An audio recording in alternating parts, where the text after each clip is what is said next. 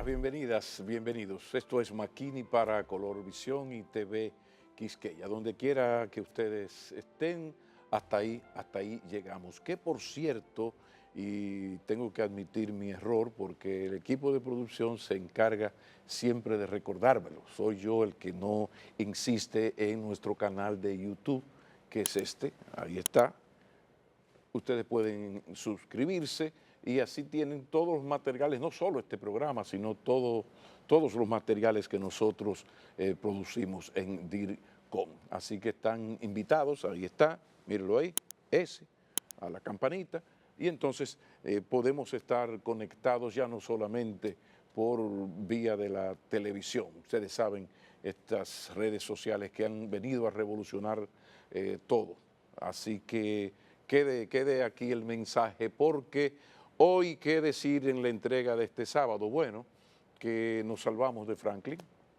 La tormenta Franklin pasó por el país, paralizó al país como tenía que paralizarlo, pero la verdad es que el recuento, a partir de las predicciones y revisando los resultados, pues debemos una vez más agradecer al COE en general, los muchachos de la Defensa Civil, Meteorología, a las Fuerzas Armadas, pero también a la Virgencita de la Altagracia. Un fallecido, un desaparecido, 2.760 carreteras y caminos vecinales fueron afectados, 547 viviendas también afectadas, 351 personas en albergues, 280 movilizados y 120 acueductos fuera de servicio. Esos fueron los resultados, además de las pérdidas siempre millonarias para la agricultura, pero también la lluvia paga su maldad, porque también esas aguas pues vienen a mejorar esta grave sequía. Unos las dan y otros las toman. Destacar también que la lluvia tiene el poder de estratificarnos y de desnudar nuestras miserias. No existen desastres naturales, existen desastres naturales y humanos. ¿Por qué humanos? Porque los desastres naturales golpean mucho más a los pobres. Pero a partir de esto, nosotros, para hablar no solo de Franklin, sino de la situación climática y medioambiental del país, hemos invitado a quien es posiblemente el mejor comunicador de todos los que nos ayudan a comprender todo esto de los asuntos de meteorología, de geología, temas de medio ambiente. Un gran profesional y mejor comunicador, el ingeniero Osiris de León, va a estar con nosotros después de la pausa. Gracias, gracias.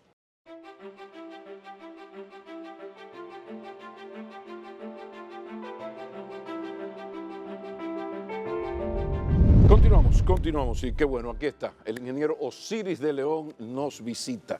Gracias por aceptar. Yo me imagino que todavía está cansado, hoy sábado, me imagino que todavía estás cansado de todo lo que tuviste que trabajar con Franklin, porque la verdad es que un trabajo de divulgación que se te agradece. Bienvenido, bienvenido. Saludos, Pablo, saludos a todo el pueblo dominicano, contento de estar conversando contigo. Sí, ciertamente, tienes toda la razón. Fue una larga jornada, porque siempre que hay un fenómeno meteorológico que amenaza al territorio dominicano, pues la jornada de trabajo se te torna muy extensa, 16, 18, 20 horas corridas, porque la prensa quiere saber qué puede pasar, la sociedad quiere saber qué puede pasar, muchas autoridades quieren saber qué puede pasar, porque cada autoridad tiene un área de competencia y tiene que tomar medidas. Por ejemplo, hay que manejar presas, hay que saber cuáles presas pueden estar en peligro y cuáles no. Hay que manejar el tema de vialidad, tránsito, cuáles áreas se pueden inundar y cuáles no.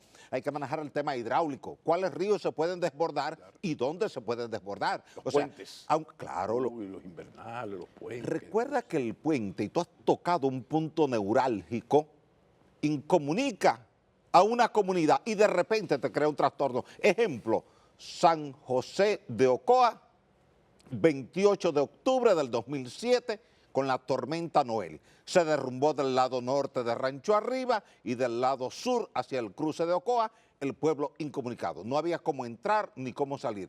Entonces, bajo ese escenario había una serie de damas que estaban ya en periodo de dar a luz y no había cómo sacarla. Y hubo que hacer gestiones rápido con helicóptero para sacarla. Pero ¿qué ocurre? En medio de una tormenta se te torna difícil utilizar helicópteros. ¿Ves? Entonces, por eso el tema del puente es fundamental, Claro. porque tú siempre tienes que tener un plan B. Si se me daña el aproche de este puente, Sí. ¿cómo lo restablezco rápido? ¿O cómo tengo una vía alterna por la cual pueda moverse una ambulancia, pueda moverse un camión para una emergencia o la propia comunidad para Ahora, una necesidad? Las experiencias, las enseñanzas, a partir del fenómeno que acaba de pasar, una vez más, además de ustedes los científicos, menciona a Tatica. Yo creo que la Virgen de Altagracia algo tiene que ver con estos fenómenos que vienen para acá, van a cruzar a tal velocidad, podrían hacer daño tal cosa, y cuando vamos a la hora de la verdad, Tatica metió su mano. Así es. Pero no siempre será así, no siempre será así. Entonces, en esta ocasión, ¿qué podemos destacar? ¿Qué podemos hacer que no estamos haciendo para evitar todas estas cosas que nos ocurren? Primero, aumentar la cantidad de equipamiento para poder definir en tiempo real qué está pasando y dónde está pasando. Radares Doppler. Tú tienes hoy día en servicio un radar Doppler que no tiene la capacidad de resolución que tú necesitarías, pero tienes algo. Pero un radar Doppler, ¿qué es eso? Un radar Doppler es un radar que emite un impulso electromagnético y esa onda electromagnética choca con la lluvia y produce un reflejo y te llega inmediatamente. Tiempo de ida y tiempo de regreso, lo divides entre dos y ya tienes el tiempo neto que toma en llegar y chocar con la lluvia. Tú sabes que la velocidad es la distancia dividida entre el tiempo, por tanto la distancia es la velocidad de la luz porque esa onda viaja a la velocidad de la luz, la onda electromagnética va a la velocidad de la luz, multiplicada por ese tiempo te da la distancia. Ya tú sabes exactamente dónde está lloviendo mucho, dónde está lloviendo poco. Y si está lloviendo mucho, ahora tú puedes decirle a los organismos de socorro, emergencia en tal zona. Ya ahí han caído más de 80 milímetros de lluvia en los primeros 60 minutos, ahí hay una inundación, rápido. Ya 4 de noviembre de 2022, Santo Domingo. Ok. Si tú hubieses tenido un radar Doppler, tú hubieses visto dónde se estaba concentrando la lluvia y hubieses montado un operativo, cerrando calles. Porque tú pones un vehículo y atraviesas, no, tránsito cerrado. ¿Por qué? Hay una cañada allí que se está desbordando, nadie puede cruzar, salvas vidas. ¿Qué puede explicar que no tengamos un radar de ese tipo? A veces no ¿Cuesta mucho dinero? cuesta dinero. El gobierno compró uno y está en proceso de comprar otro por mucha insistencia. Y eso tiene valor, que lo hagan. El primero le costó poco más de 250 millones de pesos. Ahora bien, cuando tú ves el volumen monetario envuelto en eso y lo que nosotros gastamos diariamente en cosas que no tienen mayor importancia para salvar vidas y para tomar decisiones importantes, estratégicas para el propio gobierno, entonces te das cuenta que ese valor es mínimo comparado con el servicio que te puede dar en un momento difícil. ¿Por qué? Porque el valor de eso está cuando tú como gobierno puedes tomar una decisión certera, oportuna, y la sociedad la valora así y te la aplaude así. Dice, qué bueno. Entonces el gobierno dice, los radares nos dicen en este momento que tenemos una situación compleja en tal área y en tal área. Por tanto, estamos actuando en función de eso. Pero tú tienes la data a mano, Claro. con la imagen, y en función de eso tomaste una decisión. Pero ojalá que se compre lo que se tenga que comprar, que está barato, 250 millones está No es mucho. sumamente barato, porque hay que recordar el poder económico del Estado. Pero, Osiris de León, hay algo que es constante. Aquí llovizna y la ciudad parece un lago. Así es. Entonces nos da la oportunidad de saber y de diseñar un mapa crítico. Claro. ¿Existe un mapa crítico? ¿Tienen las autoridades, sea de la alcaldía a nivel nacional, el punto de que, mira, en la Héctor García Godoy con Camino Chiquito, por ejemplo, tenemos un problema, porque eso se pone como Venecia. En la tal Cero Mata Cero, en el barrio Los Peralejos, frente al colmado de Don Bienvenido, ahí se fue. O sea, se tiene eso. En la Núñez con Gustavo Mejía Ricard Ajá. se tiene eso. El mapa existe. ¿Y de dónde ha salido tienen esta los canción? organismos de socorro, lo tiene la Comisión Nacional de Emergencia, pero, porque siempre hay un pero en esta sociedad, el pero viene que se utiliza solamente para fines de socorro, No, pero no para fines de drenaje. Pero entonces te vuelvo a preguntarte, dame una explicación por qué, si sabemos dónde están los puntos críticos que convierten en Venecia cualquier callecita capitaleña, ¿por qué eso no se actúa en esos puntos? O sea, porque se trata de hacerlo bien y de Claro. eso reditúa votos y Lógico, popularidad, hacerlo y bien prestigio, siempre, y hacerlo prestigio. bien. Mira, el problema está en una confusión técnica por no entender el tema técnico. Aquí hay necesidad de dos sistemas de alcantarillado. Uno pluvial, que es de lluvia, y uno sanitario, que es de tus desechos y los míos. El sanitario es caro porque tengo que conectarte a ti, a todo el mundo de manera individual. El pluvial no, porque lo conecto de manera sectorial. Yo conecto Los Prados con las Núñez de Cáceres, Claro. conecto a Naco con la Tiradentes y ya resolví. Y de ahí me voy con una canalización subsuperficial vía un subdren hacia el malecón, es decir, hacia el mar Caribe, que nunca se va a desbordar. En consecuencia, ¿qué pasa? Le han dicho al gobierno, y al gobierno anterior, y a la anterior, mire, eso cuesta demasiado dinero, no se meta en eso, que el presupuesto no se puede destinar para eso. Y el problema se va agravando, Pablo. Entonces, Claro. le he dicho a los gobiernos que me han consultado sobre el tema, miren, son dos sistemas distintos. De hecho, el gobierno actual, a través de diferentes funcionarios de alto nivel, me ha hecho saber que sí está estudiando la propuesta pública que hice de drenar por la Máximo Gómez hacia el malecón, por la Tiradentes hacia el malecón, por la Lincoln hacia el malecón, por la Churchill hacia el malecón y por la Luperón hacia el malecón. Pero el pluvial no es menos costoso Claro. que el sanitario. El pluvial Entonces, te cuesta ¿por la qué no quinta arranca? o la sexta parte que el sanitario. ¿Y cuándo vamos a comenzar? Me habían dicho que lo iban a comenzar este año 2023, pero todavía no hay señal. Y que estaban en planes, y que estaban en diseño, y que estaban de acuerdo con mi propuesta. Bueno, de hecho te puedo decir que hubo un funcionario público del gobierno de alto nivel que dijo en una entrevista, en un noticiario de primer nivel, de alto ranking, en las noticias nocturnas, que había visto la propuesta pública que yo había hecho sobre el tema y que la consideraban válida y que la iban a poner en ejecución. Y días después, otro funcionario de alto nivel, con asiento en Palacio, me dijo, estamos analizando lo que propusiste y es la mejor solución y la vamos a aplicar. La parte social de esto, porque yo estoy hablando también con un dirigente político y una persona de una gran sensibilidad para lo social. Claro. No solamente eres el técnico que eres. Entonces, esto es importante.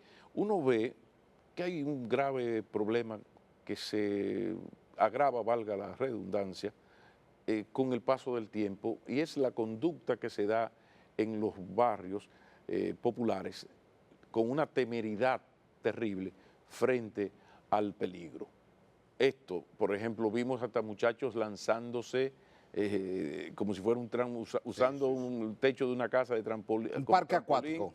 Una especie de parque acuático, vimos yolas, pero vimos otra escena más terrible, que es el señor agarrando la funda de basura y lanzándolo a la calle convertida en un río. Entonces hay un drama social porque está lo de la educación, está lo de la descomposición de la familia, muchachos que han subido sin una figura de autoridad, que no respetan a nadie, pero al mismo tiempo está un Estado que existe además para cumplir y hacer cumplir las leyes. ¿Qué nos está pasando? Que sabemos las cosas, ahora entramos a lo social, al drama social de una tormenta, y no ve uno como la acción para enfrentar esto. Porque necesitas dos cosas que no las has aplicado todavía como sociedad, educación y sanción. Te educo en la escuela primaria en el correcto manejo de los desechos sólidos. No me tires la basura al arroyo, a la cañada, a la calle, al río, Y al la mar. currícula de los estudiantes preuniversitarios está eso. Ya está. Ya tenemos una asignatura de medio ambiente. A mí me tocó participar en las evaluaciones que se hicieron en el Ministerio de Educación y también en la Cámara de Diputados. Fui llamado a consulta y me sugirieron introducir algunas ligeras modificaciones que yo entendiera que eran pertinentes y así lo hice. Y así consta en el registro de presentación del proyecto. Participé en varias reuniones en el ministerio sobre ese tema, porque como siempre hablo de medio ambiente, ellos entendían que el tema educativo tenía que ser transversal a todo el sistema educativo, primario, secundario y universitario. Esto está muy bien y aplaudo al Ministerio de Educación si puso en la currícula esta materia. Pero la verdad es que cuando un señor toma una funda de basura y la lanza a la calle convertida en un río, Necesitas la segunda parte. no la hay sanción. un problema de educación. Yo creo que él sabe. La sanción. O sea, ¿quién no sabe el daño que hace Claro, cuando hace eso? Entonces, eso nos lleva a la segunda parte. Después de la pausa, hablemos de sanción. Ya regresamos.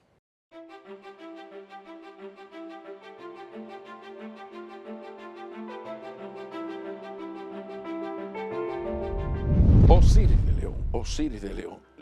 Si falla la educación, debe estar presente la sanción. ¿Qué nos pasa? Que ni fu ni fa. Hemos sido tímidos en aplicar sanciones por acciones que en nuestro subconsciente sabemos que nosotros también las cometemos. Como yo tiro basura también a la calle de vez en cuando porque me comí una naranja, o cuando era muchacho me comí el esquimalito y tiraba la fundita del esquimalito, tengo una huella en mi conciencia de una parte de culpabilidad con el manejo de la basura, y por eso a veces me hago indiferente, guardo silencio o miro para otro lado, porque temo que si exijo sanción para ti, tú digas también para ti. Claro. Y ahí en ese feedback es donde a veces se complica. Yo creo que la sociedad tiene que reorganizar el modelo y establecer claramente los parámetros. Mire, de aquí para allá está permitido, de aquí para acá no está permitido. Si usted lo hace, ahí está sanción. Y que usted lo sepa. Sí, pero hay que normalizar los hechos. Aquí está ocurriendo que de manera excepcional, por ejemplo, el caso del cubano que abofeteó a la gente de DGCET, que por cierto, ojalá y le den un ascenso por lo correcta o que se comportó, la manera tan correcta que se comportó ese agente ante este león. Entonces, de caso excepcional, las autoridades hacen lo que tienen que hacer, aplausos. Así es. Aplausos. Ahora eso hay que normalizarlo.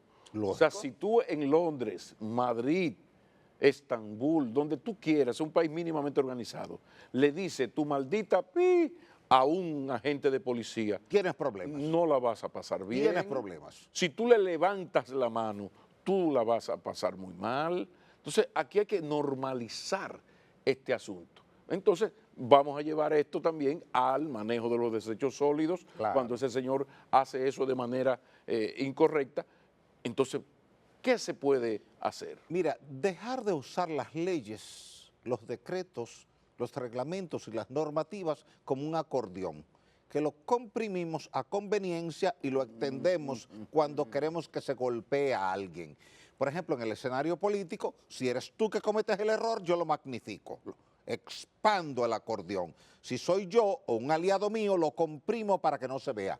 Tiene que ser el mismo tamaño para todo el mundo, sin excepción. El mismo acordeón, te quedó bonito eso. El acordeón, tú lo abres y lo cierras. Muy buena figura. Muy buena figura. Es una realidad de nuestra sociedad, Pablo. Y yo sé que personas como tú quieren que la sociedad transite con un reglamento aplicable a todos, sin excepción. Lo que pasa, te decía fuera del aire y lo he repetido mucho, estamos creando un monstruo. El país se nos está yendo de la mano, que hay un problema de arrabalización institucional que cada día avanza más. Así es. Hay una ultraderecha, y digo ultraderecha porque la izquierda no existe, por consiguiente no puede existir ultraizquierda, pero aquí hay una ultraderecha, ultraconservadora, que por un asunto de la Virgencita de la Alta Gracia no crece, pero eso no va a ser así siempre. Y el país puede en cualquier momento crear un monstruo a lo Trujillo, pero ese va a ser voto a voto. Y yo estoy muy preocupado con eso, pero no quiero, déjame sacarte el jugo aquí, porque hay un tema terrible. Y te tengo unas citas aquí que yo quiero que tú me ayudes, que hay una maldición que se llama cambio climático. Sí. Como dicen en el sur, eso es el diablo, terrible. Pero mira, el informe mundial del 2022, ayer, del Centro de Monitoreo del Desplazamiento Interno dice que aproximadamente 24 millones de personas abandonaron sus hogares y comunidades debido a un desastre natural, 1.700.000 en América Latina. Todo Sí. eso es cambio climático. Así es. Y entonces, Número uno, expansión de la desertificación. Zonas semidesérticas que han transitado ya a lo desértico y se van expandiendo territorialmente. Número uno. Número dos, zonas donde anteriormente tú tenías una pluviometría moderada y hoy día está extremadamente limitada, y tú que dependías de un cultivo o de la ganadería, tuviste que migrar por falta de agua. Ahí hay un tema, ahí hay un drama. Tercero, zonas de inundación. Ocurre que alguien te va a decir con sobrada razón que la cantidad de lluvia que te cae hoy, en medio del cambio climático, es la que te caía 50, 100 años atrás. Y numéricamente es verdad, pero con una diferencia: el patrón de distribución. y la Anteriormente, amortiguación claro. no afecta la amortiguación. Claro, porque si A te más- cae a más toda de árboles, golpe no puedes amortiguarla, pero si te cae en enero, febrero, marzo, abril, mayo, junio, está amortiguada. pero también ahí el problema de la deforestación, porque Claro. el agua cae y hace más daño. Erosiona. Baja con fuerza, erosiona y baja. Claro, Como la te va joven del llevando a la diablo. cobertura de suelo orgánico, Exacto. donde están los nutrientes para multiplicar la agricultura. Que también Por nos está tanto, tu ocurriendo. suelo se va deteriorando Ok. en términos de productividad. Y eso es un desafío para la sociedad. Y hay que resolverlo en el corto plazo. Entonces, no estamos haciendo nada como sociedad, no como país. Como sociedad no estamos haciendo nada. China no está haciendo nada, Estados Unidos no está haciendo nada, India no está haciendo nada. Fíjate que en el Pacífico Sur, islas que ayer estaban sobre el nivel del mar, hoy día han tenido que ser abandonadas porque el agua ya cubre los Y que territorios están- habitables. por eso se habla de que son las más afectadas por el cambio climático. Entonces, hay una realidad que el IPCC, que es el Panel Intergubernamental para el Cambio Climático, lo ha venido documentando. Yo he participado en muchas reuniones del IPCC en diferentes partes del mundo, abordando el tema. La sociedad lo sabe, el liderazgo político lo sabe, pero tomar decisiones implica presupuesto y nadie quiere derivar presupuesto para corregir el ¿Y problema. qué tiene que ocurrir? Porque hay una competencia donde lo económico le está ganando a la vida. Es decir, la competencia porque esta sociedad genere más riqueza en detrimento de la madre tierra, eso le está ganando la guerra a lo que sería la visión humana o humanística Claro. del planeta. Claro. Entonces tú tienes una China que es una dictadura capitalista, que impone, dice lo que se tiene que hacer, pero en los otros países hay dictadura de los grandes grupos corporativos que son los que en verdad mandan y definen. Solamente Facebook, por ejemplo, es un gobierno superior a una tercera parte de los países que se pueden llamar como tales. Entonces uno ve que se están dando como todos los puntos para que esto explote. Mira otra que te tengo por aquí. Mira, porque vine armado. El número, porque esto es serio, resulta que el número de catástrofes naturales en el mundo no para de crecer. Y un dato maldito, en el 1970 se contabilizaron 440 casos. Sin embargo, ya en el 2000, 1.440. Es decir, que en el 2022 tendríamos el triple de eso y avanzando. Sin embargo, ante esa realidad objetiva, porque es la realidad, Claro. no soporta discusión, ¿no? O sea, no tolera discusión. ¿Por qué no hay una reacción ante la destrucción que estamos viviendo? Islas que están desapareciendo.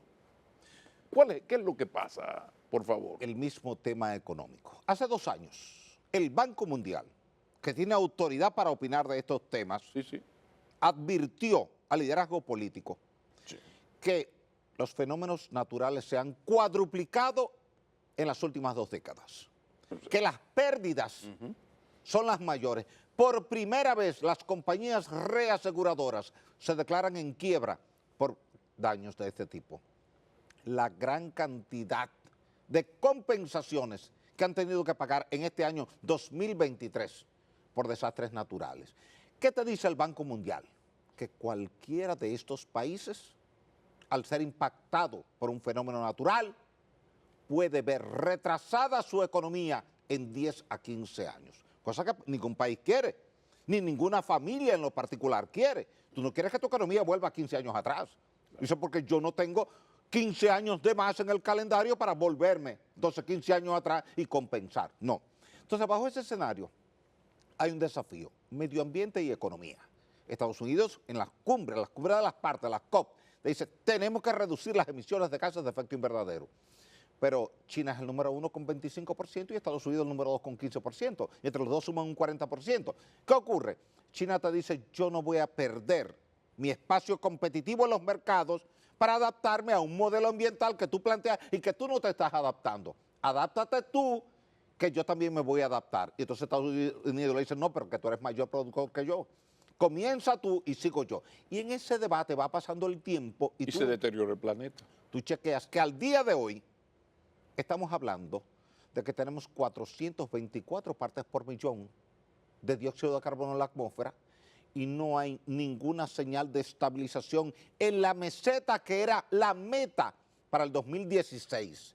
Se suponía, oye bien, y esto es importante, Pablo, que quizás para el 2050 tú ibas a alcanzar 1.5 grados Celsius por encima de la media histórica antes del periodo industrial. Okay. Y ya la alcanzaste en el 2023, el 1.5. Julio del 2023 está ya certificado por la Organización Meteorológica Mundial y por la NASA como el julio más caluroso de toda la historia de la humanidad. Y eso es fruto del cambio climático. Volvemos a datos de la realidad. Esto no es un científico que está argumentando, un político de izquierda, supuestamente progresista, que dijo tal cosa. O sea, con esos datos, por ejemplo, Naciones Unidas no es capaz de sentar, porque la manejan ellos tres, a estos grandes productores del problema y llegar a algún tipo de acuerdo, porque no hemos tocado un tema terrible, y es que todo esto del medio ambiente, del cambio climático, toda esta maldición, desnuda y se agrava según la pobreza, según las condiciones económicas. Y te tengo otro dato maldito, otro dato del caray. Por ejemplo, el terremoto de Haití de 7.0 en Richter, ¿verdad? Sí.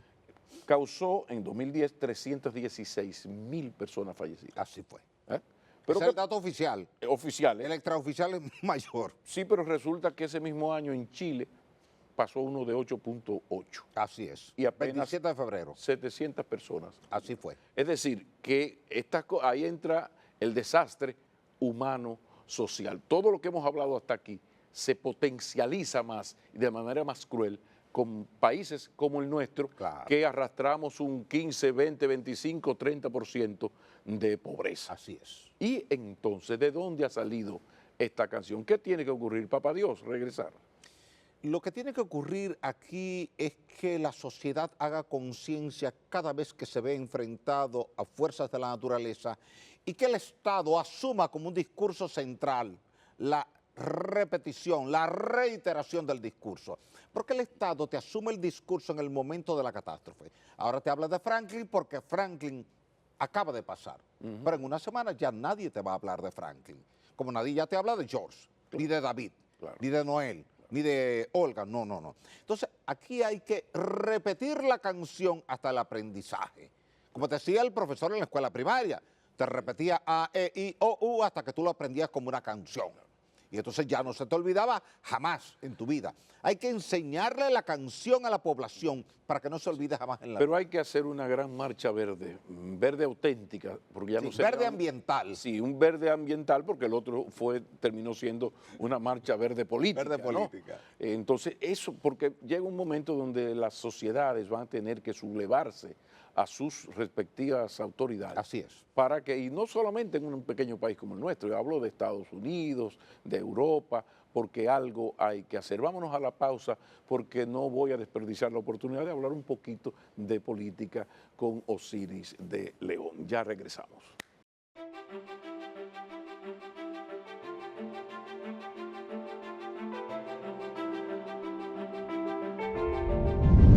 Osiris de León, Partido Renovador Reformista, un desprendimiento del menguado Partido Reformista, crearon su organización. ¿Cómo va ese proyecto político? Mira, el proyecto político ha ido avanzando a todo lo largo y ancho del país. Te puedo decir con satisfacción y orgullo que a veces me encuentro en la calle con gente a quienes no les suponía identidad política con el proyecto y me aborda el tema y me dice, ¿cuándo me vas a incluir ahí dentro del Partido Renovador Reformista? ¿Por qué? Porque hay una parte importante de esa clase conservadora dominicana que siente que su espacio está dentro de la ideología balaguerista. Tú me podrás decir, pero no había una ideología balaguerista, pero la gente la ve así. ¿Qué ocurre? Cuando la gente ve que tú le hablas de presas, de canales de riego, de leyes agrarias, de protección del bosque, de áreas protegidas, que fue Balaguer el padre de las áreas protegidas, fue el que prohibió la deforestación porque prohibió los aserraderos, fue el que prohibió la extracción de agregados de ríos. La gente quiere que de alguna forma, en algún espacio político, se hable de eso. Y la gente viene voluntariamente. Lamentablemente, y tengo que decirte las cosas como son, aunque entendimos que habíamos cumplido con todos los requisitos exigidos por la Junta Central Electoral y los presentamos en tiempo hábil, la respuesta colectiva que dio la Junta Central Electoral a más de 100 solicitudes de partidos políticos es que no. Y a cada uno le buscó una justificación de forma, no de fondo, de forma. No, ustedes no por esto, ustedes no por esto, y en una sola resolución sacó a todo el mundo. Pero yo espero que... Pero fue a partir de sugerencias, mira, tú no estás fallando aquí, resuelve esto, esto y esto, y vuelve para atrás. Eso es lo correcto. Tú acabas de decir lo que dijimos nosotros. Se supone que en una administración del sistema electoral, que es lo que hace la Junta, revisa tu expediente y si ve algo que está incompleto, te lo señala de forma propositiva. Mira, Pablo, te falta esto, completa esto y tráemelo de nuevo. No, y te puedo decir que no, o sea, te dije que no, te rechacé. Ahora, te rechacé porque no tienes local ni en Baní, ni en San Juan, ni San Pedro, ni La Vega. Esos locales ahí. Resuélveme eso y tráeme. No se hace así. No se hace así. ¿Qué alternativa tienen ustedes? Pues la alternativa que teníamos, teóricamente la alternativa de recurrir, pero ocurre que te lo presentan contra el reloj, cuando ya no tienes tiempo de recurrir. No te lo presentan 2 meses antes, 3 meses antes, 4 meses antes, sino ya, a la hora del cierre, para que ya tú no tengas opción de recurrir vía el Tribunal Superior Administrativo. Pero nosotros seguimos trabajando, somos optimistas, entendemos que la sociedad dominicana tiene espacio abierto para nuevos discursos, nuevas propuestas, que tú y yo podamos hablar libremente y ampliamente aquí de educación, de salud, de transporte, de ambiente. Mira cómo hemos hablado hoy de ambiente. Claro. Ese debía ser el debate diario en todo el segmento político dominicano, indistintamente del ala política. Un debate que se ha perdido. Es increíble cómo en los 70 el gran debate existía, lo regía la Universidad Autónoma. Claro. En la UAS se daban las grandes discusiones, la gente se leía un libro de moda para poder argumentar sobre eso. Tú te leíste a Afanasieff, a Marta Hanecker, entonces la gente buscaba la Fundación Adenauer, que era de Konrad Adenauer, que eran los conservadores, y había... Eso se ha perdido. Esto es lo más que puede ocurrir entre tú y yo, que nos digamos 4 vainas, porque yo soy socialdemócrata de izquierda y tú eres conservador. Entonces, eso es sumamente lamentable porque cada vez son menos importantes los argumentos. Así es. Y eso, al empobrecer el debate... Y es más importante la descalificación cada día, y es una pena. Sí, no, el problema está en que se ha constituido en ley lo siguiente. Yo digo algo, o propongo algo, o denuncio algo, y tú en vez de desmontar mi argumento, dices, no, pero Pablo tenía un punto de droga. Claro. Y ya. Y se acabó la discusión. Sí, no. Te digo, sí, yo tenía el punto de droga, yo maté 3 en Neiva. Sí, perfecto. Tengo una finca de marihuana, lo que tú quieras. Ahora, lo que quiero es que me desmonte mi argumento. Yo te digo, míralo aquí. Y a uno le pasa mucho con el artículo, los artículos y los comentarios, que yo digo, sí, pero... Y algunos lo hacen excepcionalmente, pero hubo un hecho esta semana, el lunes exactamente, que cambió el escenario político. Y es esta alianza que a veces se vio muy lejana Sí. entre los PLD. ¿Qué lectura tú le das a esa alianza? ¿Y tú crees que el partido de ustedes estaría más cerca de esa alianza o del partido de gobierno? Mira, la señal clara de esa alianza que fue anunciada en la tarde de este pasado lunes es de que ellos ven que el gobierno está más fuerte que ellos. Eso es una realidad. Por eso deciden unirse en lo municipal, pero no en lo nacional. Y dejan lo nacional para un segundo escenario con el compromiso de que, conscientes de que habrá una segunda vuelta, quien quede en segundo lugar será apoyado por los otros. Yo creo que el mensaje que envían es de que no tienen suficiente fortaleza y que tienen que trabajar todavía un poco más en el seno de la sociedad para robustecer la propuesta. Yo creo, y puedo estar equivocado, que a la oposición les ha faltado propuestas específicas para problemas específicos, porque cuando tú llegas a una comunidad cualquiera que tiene un determinado problema y tú presentas un diagnóstico claro del problema y una solución práctica del problema, dices, si ganamos, vamos a resolver esto, la población viene contigo, te apoya, te aplaude. Algunos dicen que al gobierno se le fue la mano en esto de meterle la mano a la fuerza del pueblo para equilibrar. Explico. A partir del 16 de agosto del 2020, en ese momento, la diferencia entre un PLD que perdió con 37 puntos, por ciento, ¿verdad? Sí. Era todo frente a una fuerza del pueblo que prácticamente no existía. Sí. O sea, ¿qué porcentaje tiene? Entonces, a partir de ahí, esa preocupación, dicen que, bueno, se buscó la manera de dar facilidades para que se equilibrara la cosa. Pero se resulta fortaleciera. que Leonel Fernández es un zorro político. Y Una larga experiencia política. Una gran ventaja sobre Martínez. El PRM Luis Abinader está gobernando. Entonces, de repente, se ve ya en un segundo lugar sin discusión a un Leonel Fernández. Ahí no hay discusión. Sí. Entonces, ¿qué te plantea eso? Mira, eso es lo que me plantea es, primero, cuando tú ves que un candidato a la presidencia por un determinado partido político en las encuestas se está marcando menos que el partido político, el partido tiene que sentarse con el candidato y hablar del tema. O le está faltando una propuesta clara, convincente al candidato, o le está faltando el debido empuje al partido hacia el candidato, porque hay discrepancias en los números. El número que muestra en las encuestas el partido no es el número que muestra en las encuestas el candidato.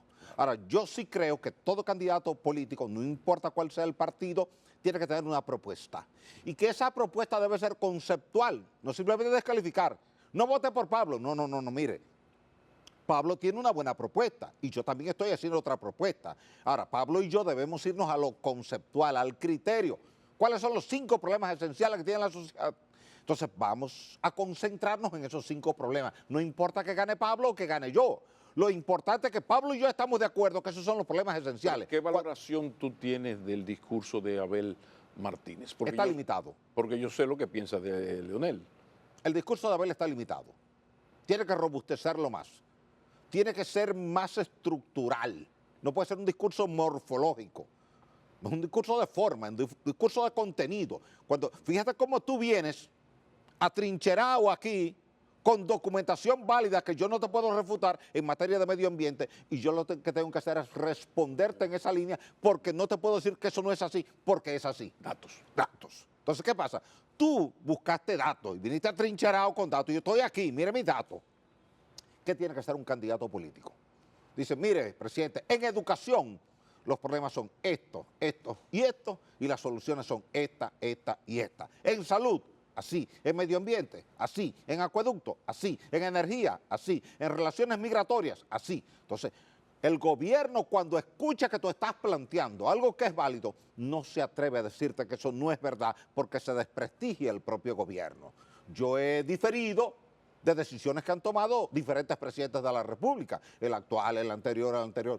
Y después de revisar todo eso en una reunión, que han dicho, sí, pero es verdad, eso que el señor está diciendo es así. Así que vamos a ajustar lo necesario para que el modelo cumpla con lo que se quiere. Eso creo que tiene que hacerlo un candidato político. No es lo mismo tú ser candidato a una alcaldía que estás limitado a la jurisdicción, que ser un candidato a la presidencia, que tienes toda el área del territorio nacional. Por tanto, tú tienes que conocer los problemas desde Higüey hasta la frontera y desde Puerto Plata hasta Pedernales. No, y los temas, el territorio y los temas. Entonces, el asunto es serio. Balaguer sabía el problema que había un acueducto en Jimaní. Bueno, pero Balaguer es una excepción. Recuerda que en el 66 ya tenía 33 años en el poder. Entonces ya son, si él en el 60, estamos hablando de que Balaguer estuvo dirigiendo o codirigiendo el país durante casi 80 años, porque él lo nombraron, creo que fue a los 23 minutos más. 71 años estuvo Balaguer, entonces ya era una cosa terrible. Pero finalmente, finalizando ya al final, ¿tú crees que el PRM está conminado a ganar en primera vuelta porque una segunda vuelta sería fatal? Creo que sí. Creo que tiene que hacer todo el esfuerzo necesario para ganar en una primera vuelta, porque en una segunda vuelta esa oposición puede reunir más apoyo y ponerse en la situación tan dramática que pueda perder el poder. Recuerda que cualquier detallito, por pequeño que aparente, horas antes de un proceso electoral, puede cambiar el voto. Osiris de León, siempre es un placer conversar contigo. El placer es mío, Pablo. Esas capacidades. Vamos a reunirnos con más frecuencia para hablar de temas de interés para la sociedad dominicana. Esas capacidades y esos talentos, porque no solamente el tema geopolítico, geológico, medioambiental, sino los saberes de este señor. Además, la forma especial como comunica esos conocimientos. Muchísimas gracias y ustedes sean felices y recuerden el suscribirse al canal en nuestro Pablo Macchini de YouTube, porque este programa inmediatamente termine ya está a su disposición en ese canal. Sean felices, si es en familia, mucho mejor.